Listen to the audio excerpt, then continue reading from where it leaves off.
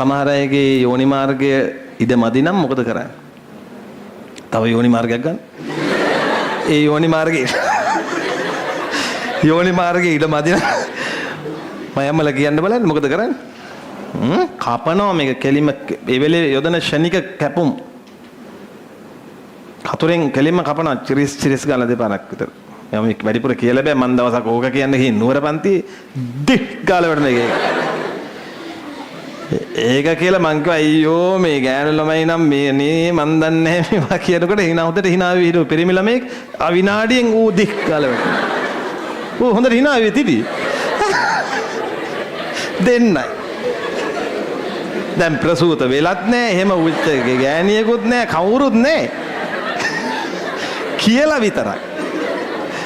දැන් ඒ ඇත්ත කියන්නේ මේ නුවර මෙහෙත් තුනද මන් දන්නේ කොහොම හරි නුවර පන්ති වුණා උක සංසාරේ මම ඉතින් පළවෙනි ළමයා මේ එහෙම වුණේ සමහරට මේ වෙන්ටිලේෂන් අවුල් කියලා AC එකත් පොඩ්ඩක් 26ට දාන්න කියලා මං හිතුවේ එහෙම කියලා දෙවෙනි එක දොක් කාලේ වැටිච්ච ඉතින් ඒ හින්දා තමයි අර රජයේ ස්පිරිතාල වල ඒ කාලේ දැන් නම් කොහොමද දන්නේ දැන් ඉස්සර නම් මේ ඔය ඩිලිවරි එක වෙලාවේ ස්වාමි පුරුෂයාට ළඟ ඉන්න දෙන්නේ නැහැ.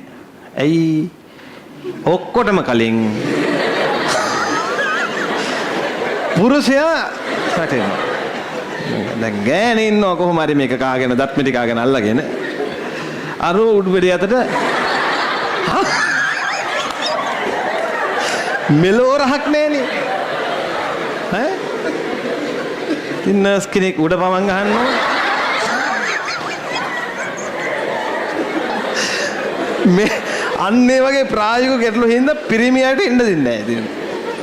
දැන් ඔය මේ ඉන්න දෙනවා හරි මොකක් හරි තියනවාද කොහමද ප්‍රයිවට් එක වගේ නම් යන්න පුළුවන්. හරි?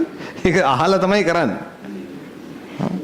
ඊළඟට තම පිරිමියා කෑ ගහනවා. ඒ කියන්නේ දැන් ගෑනවා කියන ඌ කෑ ගහනවා. ප්‍රසූත වෙන්නේ නෝනට වේදනාවයි හඬයි නිකුත් වෙන්නේ මිනිහාගේ. වීඩියෝ එක මෙතන ඔඩියෝ එක එතන.